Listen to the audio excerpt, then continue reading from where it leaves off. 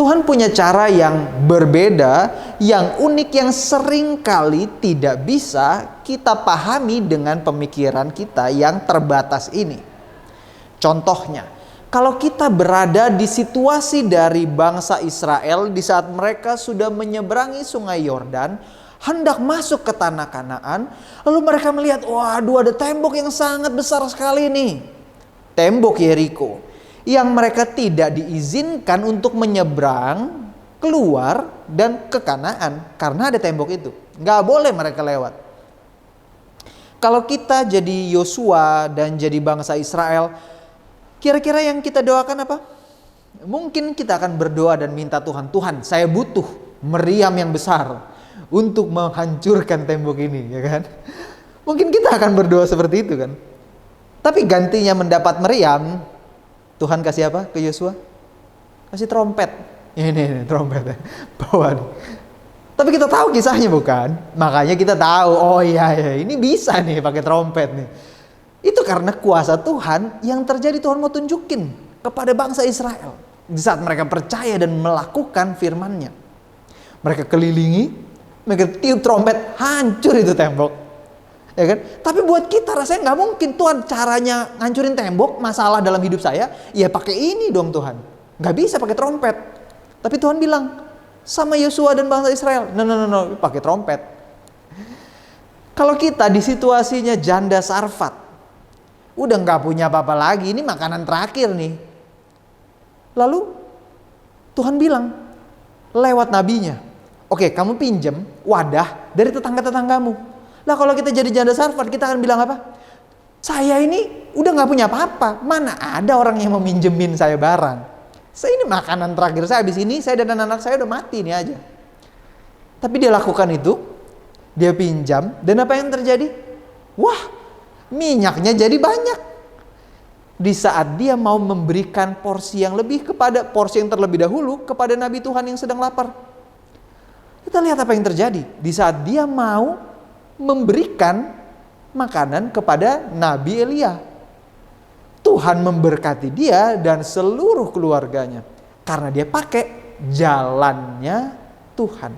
Kalau kita di posisinya janda itu, mungkin kita bakal berpikir, Tuhan, saya mungkin bisa keluar dari masalah finansial ini di saat saya mungkin bisa menang lotre kali, atau pasang judi terus akhirnya menang gitu. Gak kayak gitu. Tuhan justru bilang apa? Minjem, tapi pakai yang dipinjam dengan caranya Tuhan, ya kan? Kalau kita ada di situasinya Naaman contohnya, waduh, sakit nih, datang ke Nabi Tuhan, Nabi Elisa, terus kita bilang, apa yang harus saya lakukan? Lalu Elisa kasih pesan, kamu mandi 7 kali di sungai Yordan, berendam di sana. Kalau kita jadi Naaman, mungkin kita bakal bilang, nggak masuk akal gitu. Saya berharap Tuhan kasih saya resep kayak ini, makan apa, minumnya apa gitu kan, detoxnya apa, jusnya apa gitu ya.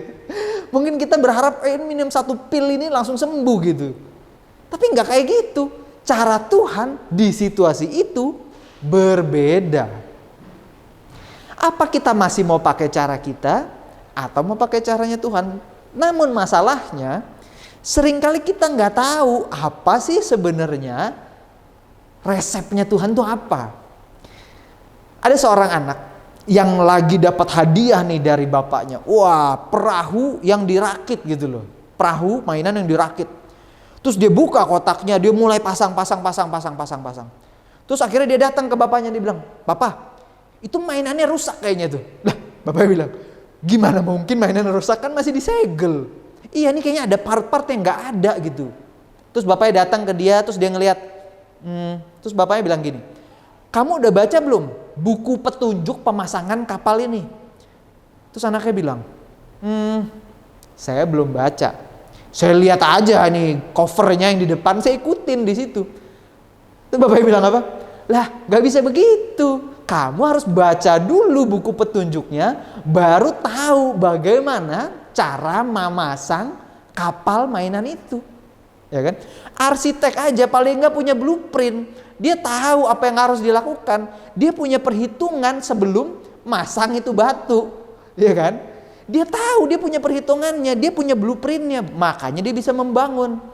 Masa kita di dalam hidup, untuk menjalani hidup, untuk menyelesaikan masalah di dalam hidup, kita nggak lihat nih, apa ya buku petunjuknya itu apa, petunjuknya apa.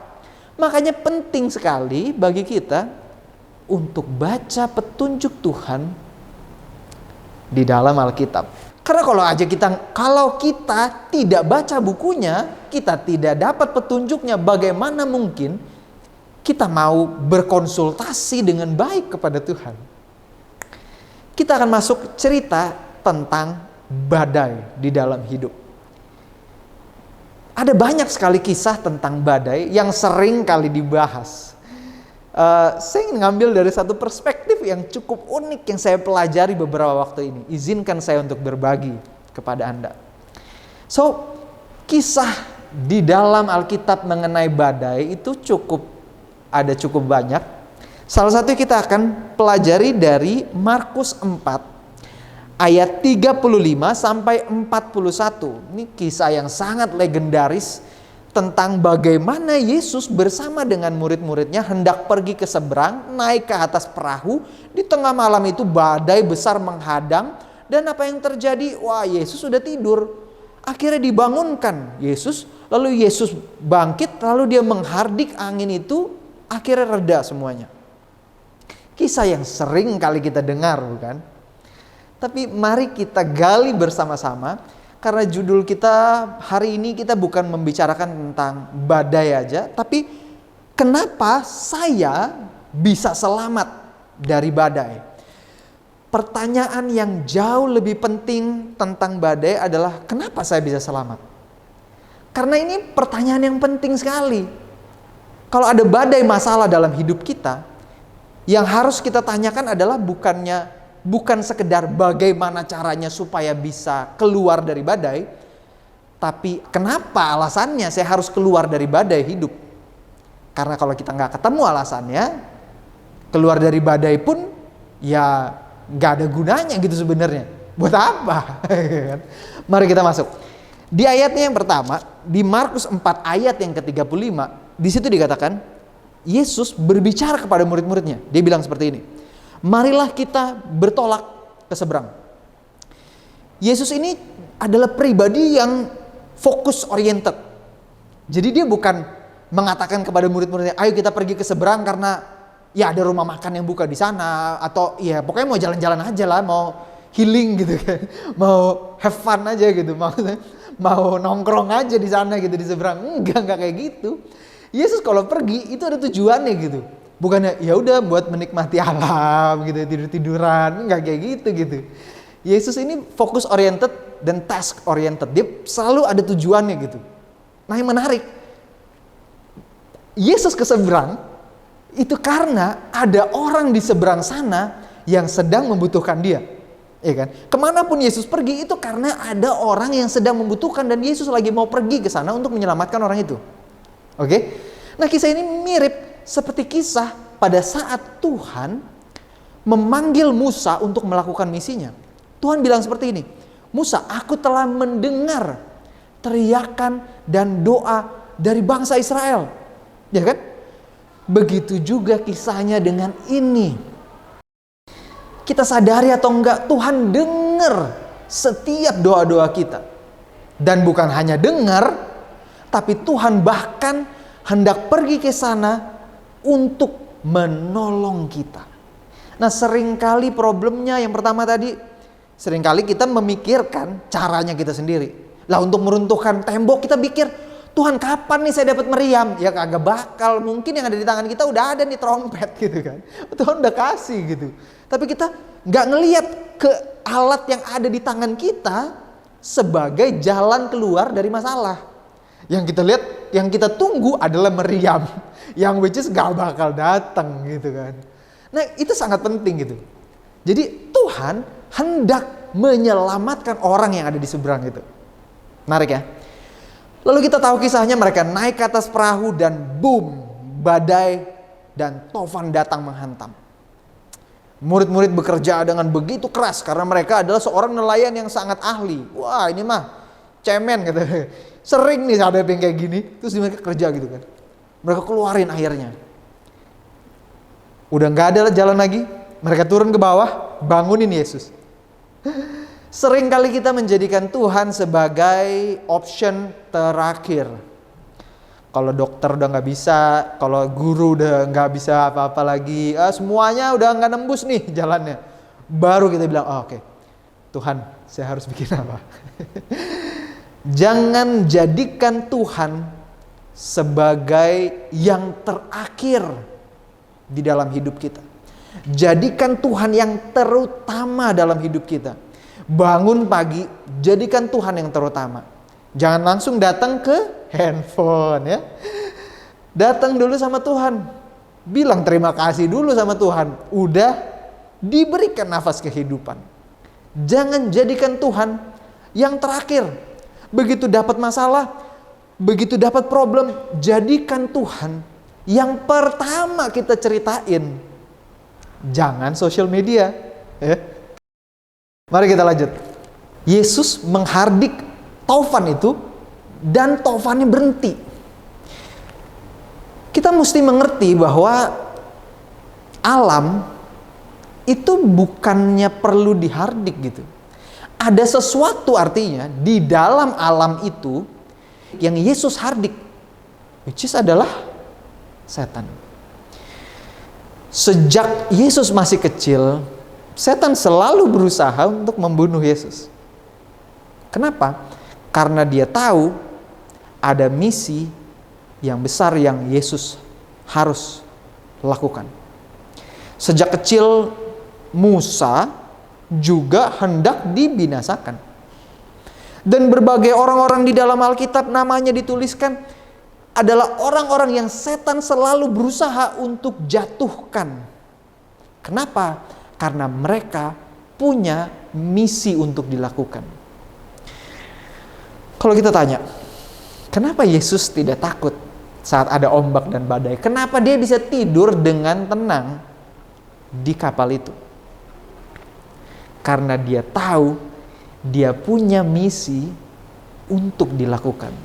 Dia yakin bahwa Tuhan pasti akan jaga dia karena ada sesuatu yang harus dia selesaikan. Gak mungkin hidupnya habis di situ. Begitu juga dengan kita. Kalau hari ini kita sedang menghadapi badai di dalam kehidupan dan kita tahu ada sesuatu yang harus saya selesaikan, yang Tuhan titipkan kepada saya untuk saya selesaikan, percayalah, Tuhan akan bantu kita, bawa kita untuk melewati semua itu. Asalkan kita yakin dengan benar bahwa ada sesuatu yang harus kita lakukan. Kita tahu Tuhan masih kita kasih misi ini gitu. Itulah alasan kenapa Paulus nggak bingung waktu kapal yang dia tumpangi itu karam. Dia tahu ada misi yang harus dilakukan. Dia nggak menjadi sedih dan khawatir gitu. Mari kita lanjut. Dan kita perlu ingat satu hal ini. Setan itu nyata. Dan dia berusaha untuk menjatuhkan dan membunuh kita. Dan setan akan menggunakan segenap kuasanya untuk menjatuhkan orang-orang yang buat dia sangat berbahaya. Dia akan kasih effort yang lebih kalau buat orang-orang yang tidak begitu berbahaya, atau bahkan orang-orang yang bahkan di matanya, ini udah ngikut saya nih, ngapain saya usaha keras-keras. Gak lama juga saya tuai juga dia udah jadi milik saya gitu. Jadi dia tidak akan memberikan upayanya yang terkuat gitu untuk menjatuhkan kita. Tapi buat orang-orang yang spesial, orang-orang yang punya misi dari Tuhan, orang-orang yang Tuhan titipkan talenta yang begitu luar biasa, orang-orang yang lagi mau berkomitmen untuk ikut Tuhan. Nah, di situ tuh. Di situ setan akan kasih usaha yang lebih keras. Kenapa? Karena dia mau menjatuhkan kita. Jadi badai yang kita hadapi, besarnya badai dan tantangan yang kita hadapi, mengingatkan kita akan betapa berharganya kita di matanya Tuhan. Justru kita mesti khawatir Kalau contohnya kita ngerasa kayak hidup saya biasa-biasa aja, gak ada tantangan, enak-enak aja gitu. Itu justru kita mesti waspada gitu. Kenapa ya? Kok saya gak mendapatkan serangan dari setan nih? Jangan-jangan hidup kita sudah terlalu nyaman, sudah terlalu suam-suam kuku, udah terlalu biasa gitu. Itulah kenapa setan akan, ada ini mah tutup mata aja lah, gak perlu diusaha terlalu lebih lah. Gak lama juga dia udah jatuh gitu, ditarik dikit udah jatuh.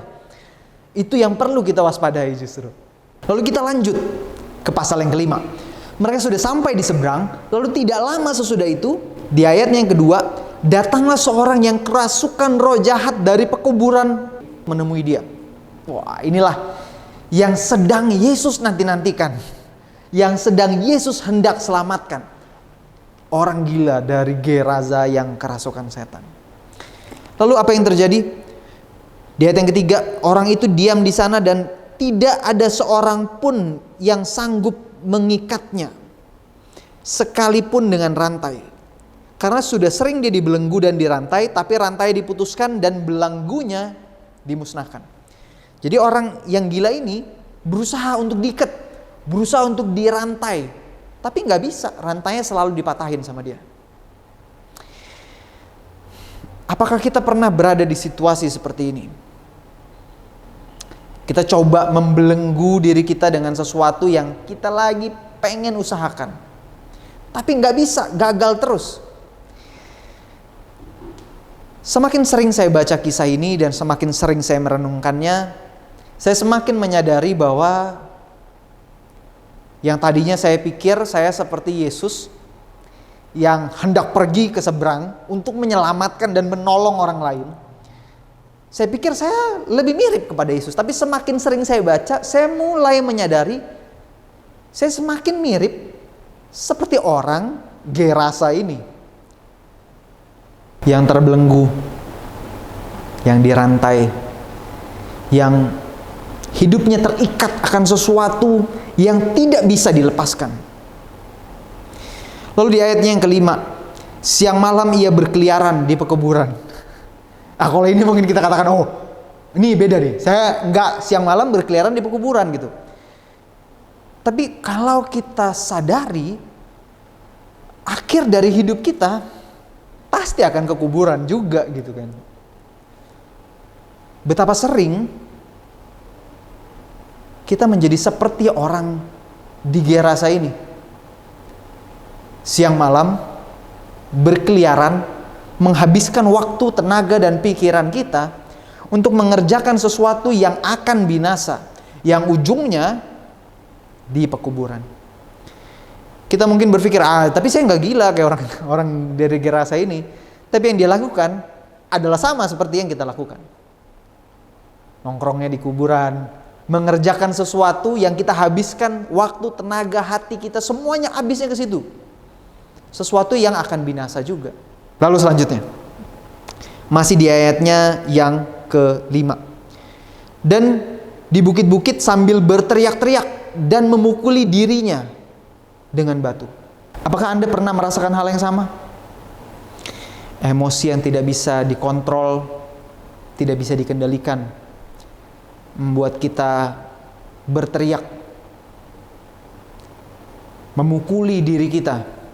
Mungkin bukan dengan batu, tapi dengan kata-kata negatif, dengan kata-kata yang tidak seharusnya kita katakan kepada diri kita sendiri, dan menyakiti diri kita serta orang lain.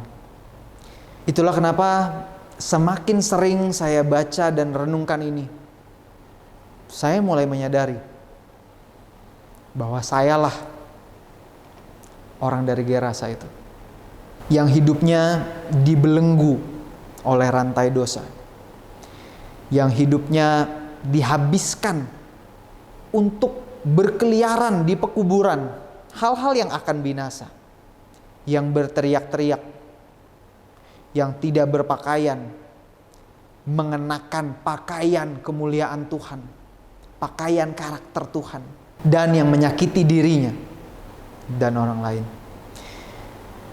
Tapi yang indah dari kisah ini adalah Yesus rela datang melewati badai untuk orang ini. Itu artinya Yesus juga rela melakukan hal yang sama untuk kita hari ini. Lalu berikutnya, respon dari orang ini saat Yesus datang ada di ayatnya yang ke-7. Dia dengan keras mengatakan bahwa, "Apa urusanmu dengan aku, hai Yesus, anak Allah yang maha tinggi?" Ini iblis yang berkata. Yesus jauh-jauh datang, melewati badai, lalu di saat dia bertemu dengan orang ini, gantinya disambut dengan baik, Yesus justru diteriakin. "Apa urusanmu dengan aku? Ngapain kamu di sini?" Mungkin kira-kira seperti itu katanya. Tapi Yesus gak tergubris. Dia gak masukin kata-kata itu di dalam hati lalu dia katakan, "Ya udahlah, pergi aja deh," gitu, ngambek gitu. Enggak, Yesus gak kayak gitu. Kenapa? Karena Yesus tahu yang berbicara itu bukannya orang ini, itu setan yang ada di dalam dirinya. Yang membuat orang itu marah dan kesal dan mengeluarkan kata-kata yang tidak sepantasnya dikeluarkan. Itu mungkin bukan orang itu, tapi setan yang sedang mengendalikan telinganya, pikirannya, dan mulutnya. Jadi jangan mudah untuk sakit hati. Kenapa? Karena seringkali orang lain mungkin tidak menyadari apa yang mereka katakan, yang mungkin saja menyakitkan. Tapi kita yang masih waras, yang masih sadar, ingat bahwa itu bukan dia. Dan kita tahu kisahnya, orang ini ditanya sama Yesus, "Siapakah namamu?" Yesus tanya bukan karena dia gak tahu namanya. Yesus tahu, tapi Yesus lagi mau mengkonfirmasi orang ini. Mau menanyakan kabar dari orang ini. Lalu orang yang kerasukan setan itu mengatakan, "Legion." Mungkin kita katakan, kalau yang ini saya gak seperti itu. Saya gak punya nih legion di dalam diri kita. Tapi pernahkah Anda menyadari seringkali sifat kita, sikap kita bisa berbeda saat kita mungkin sedang berada di gereja untuk menyembah Tuhan. Dan mungkin waktu kita lagi berada di luar, waktu lagi ada di jalan, diselip sama mobil, langsung beda gitu. Kayaknya ada sesuatu karakter yang berbeda yang keluar. Apakah jangan-jangan ada legion yang lain di dalam diri kita? Anda bisa tanyakan kepada anak Anda, kepada pasangan Anda, betapa berbedanya. Biasanya mereka yang paling tahu betapa berbedanya diri kita, sikap kita saat di situasi tertentu. Mungkinkah ada legion yang lain di dalam diri kita? Lalu di ayat yang ke-10, ia memohon dengan sangat supaya Yesus jangan mengusir roh-roh itu keluar dari daerah ini. Wow, setan lagi mencoba bernegosiasi sama Yesus supaya gak jauh-jauh lah saya keluarnya gitu. Untuk bisa keluar dari badai kehidupan, iblis harus dikeluarkan dari dalam hidup kita.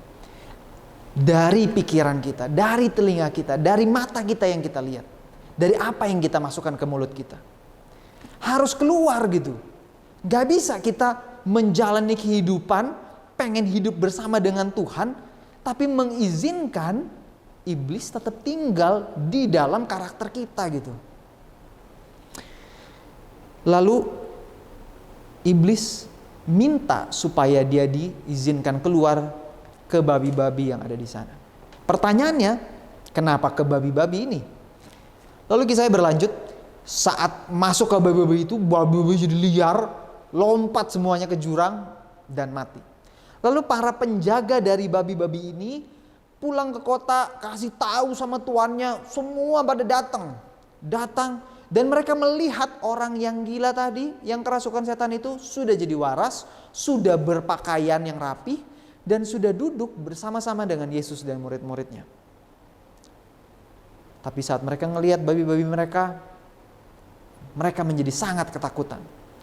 Lalu di ayatnya yang ke-17, mereka meminta supaya Yesus meninggalkan daerah mereka. Bukan cuma meminta, Mereka mendesak Yesus supaya meninggalkan daerah mereka. Gantinya bersyukur melihat orang yang baru saja sembuh itu, mereka justru menjadi kesal dan justru mendesak supaya Yesus keluar. Setan masih menggunakan cara yang sama hari ini untuk membuat kita mengusir Yesus keluar dari kehidupan kita. Setan kadang menggunakan orang lain untuk menginjak emosi kita agar kita memilih untuk mengeluarkan Yesus dari hati dan pikiran kita agar kita bisa mengambil tindakan kita sendiri. Kenapa babi-babi? Karena babi-babi itu adalah yang paling orang-orang di sana cintai. Itu yang paling mereka sukai. Dan apa yang paling kita cintai bisa digunakan oleh setan untuk menjatuhkan kita dan membuat kita mengusir Yesus. Di dalam kisahnya Ayub, Tuhan berkata kepada setan, "Tidakkah engkau lihat hambaku Ayub yang sangat setia?" Lalu setan bilang apa? "Ya jelaslah dia setia. Kamu jaga hidupnya, kamu jaga keluarganya, kamu jaga hartanya, kamu jaga anak-anaknya. Izinkan saya menyentuh semuanya itu." Lalu setan lakukan itu. Hal yang sama terjadi pada hari ini. Bagi kita yang hari ini sedang menghadapi masalah, pencobaan, tantangan. Lihat apa yang setan lagi mau pegang, setan mau hancurkan. Tujuannya apa? Supaya kita mengusir Yesus keluar dari hidup kita. Itu yang dia lakukan kepada Ayub. Supaya Ayub tidak lagi memuji Tuhan. Istri Ayub mengatakan kepada Ayub, dan dia dipengaruhi oleh iblis. Dia katakan, "Kutuki Tuhanmu dan mati." Terus sama persis dengan kisah ini. Ini yang orang-orang itu lakukan. Melihat apa yang paling mereka cintai terluka, lalu mereka meminta Yesus keluar. Mungkinkah itu ego kita? Mungkinkah itu harta kita? Mungkinkah itu adalah kesehatan kita? Apa yang paling kita cintai di atas dunia ini? Setan akan rusak itu untuk membuat kita menolak dan menyingkirkan Yesus. Karena itu hari ini jadikan Tuhan yang paling utama dalam kehidupan kita. Tapi kisahnya nggak selesai di situ. Lalu orang yang baru saja sembuh ini mengatakan kepada Yesus, "Guru, izinkan aku untuk mengikutimu." Lalu kita tahu kisahnya, Yesus bilang kepada orang ini, No. Tinggal di sini, pergilah ke rumahmu dan beritahukan kepada semua orang-orang sekampungmu apa yang telah diperbuat oleh Tuhan atasmu. Lalu orang ini pergi ke Dekapolis dan memberitahukan apa yang Tuhan telah lakukan dalam hidupnya. Dekapolis itu artinya 10 kota. Dia pergi ke sana untuk mengabarkan tentang apa yang Tuhan telah lakukan. Dia disebut sebagai misionaris pertama yang dikirimkan ke sebuah negeri yang tidak mengenal Tuhan. Orang ini tidak sekedar menerima berkat, tidak sekedar disembuhkan, tapi dia mau pergi dan menjadi berkat. Siapa saja bisa diberkati oleh Tuhan. Bahkan orang yang tidak mengenal Tuhan pun Tuhan masih bisa berkati. Tapi yang membedakan kita dengan orang yang tidak mengenal Tuhan adalah kita seharusnya tidak hanya sekedar menunggu untuk diberkati, tapi juga mau menjadi berkat. Kalau Tuhan rela menyeberangi badai untuk orang yang kerasukan ini, untuk menyelamatkan dia. Kalau Yesus rela mati buat kita disalib, betapa berharganya bukan kehidupan kita. Betapa berharganya Anda dan saya. Walaupun orang lain mungkin menolak kita, melupakan kita seperti yang dilakukan oleh orang-orang banyak kepada orang yang baru sembuh ini. Tapi identitas kita bukan ditentukan dari apa yang orang lain katakan, tapi dari apa yang Tuhan telah ciptakan dan maksudkan. Hari ini kita melihat kenapa kita selamat dari badai. Orang ini selamat bukan hanya sekedar supaya dia sembuh dari penyakitnya, tapi karena dia punya misi untuk dilakukan. Dia tahu dengan jelas bahwa hidup yang Tuhan berikan kepadanya adalah sebuah misi untuk dilakukan, untuk memuliakan Tuhan dan menjadi berkat bagi orang lain.